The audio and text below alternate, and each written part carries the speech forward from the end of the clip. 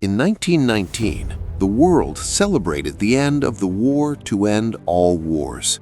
But hidden in the ink of the peace treaties was a countdown, a ticking clock to something much, much worse.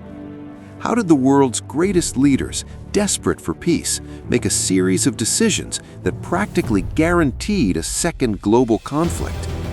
The answer isn't just about one dictator's ambition, it's about a chain of devastating choices. And the first choice happened while the ashes of the First World War were still warm.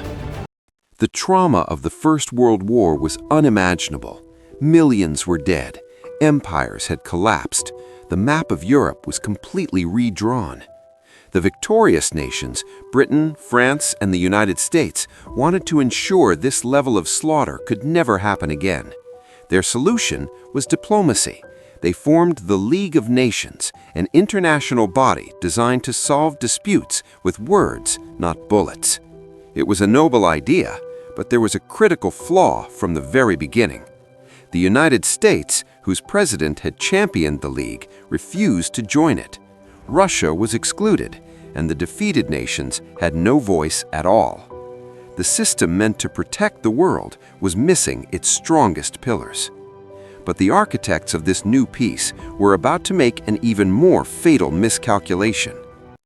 When the Allies met at Versailles, they faced a choice: rebuild Germany to stabilize Europe, or punish Germany to ensure it could never threaten them again. They chose punishment. The Treaty of Versailles stripped Germany of its territory, its military, and its wealth. But the deepest cut was Article 231, the War Guilt Clause. Germany was forced to accept total responsibility for the war. The economic reparations were staggering. The humiliation was absolute. French military commander Marshal Ferdinand Foch looked at the treaty and gave a chilling prophecy. He said, "This is not peace. It is an armistice for 20 years." He was off by just 65 days. The treaty was meant to keep Germany weak forever. Instead, it handed a future dictator the ultimate weapon: a grievance.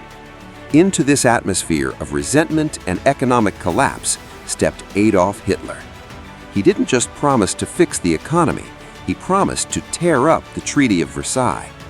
While the democracies of the world were distracted by the Great Depression, Hitler secretly began rebuilding the German military.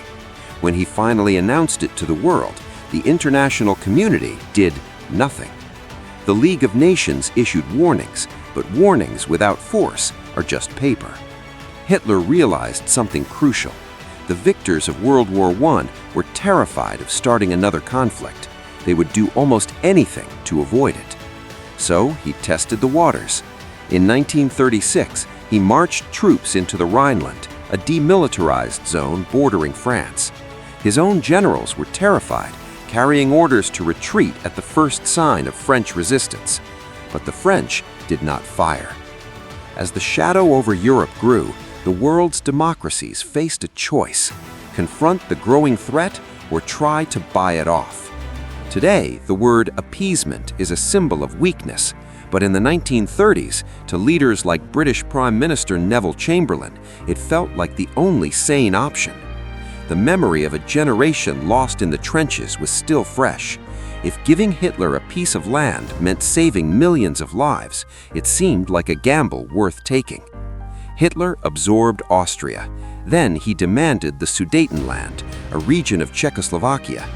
In 1938, at the Munich conference, Britain and France gave it to him. They didn't even invite the Czechs to the meeting.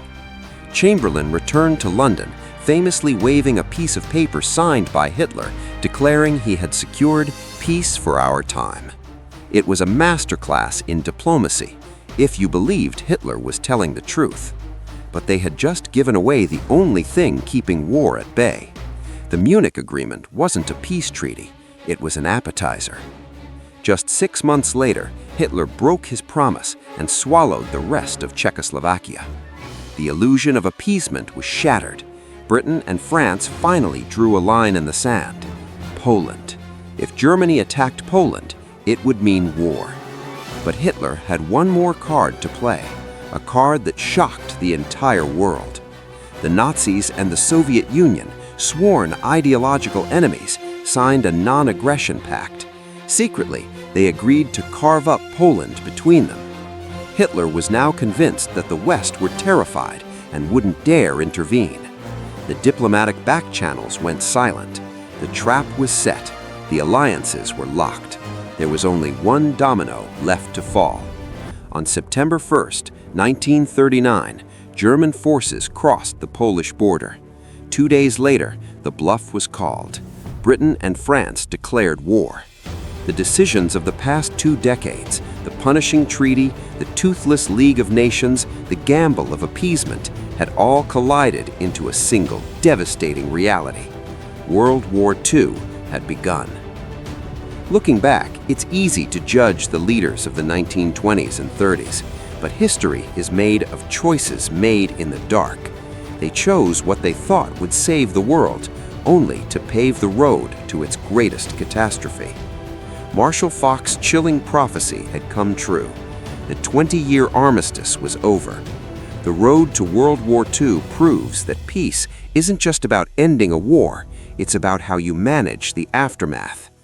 If you were sitting at the table in 1919 or 1938, knowing what they knew then, would you have made a different choice?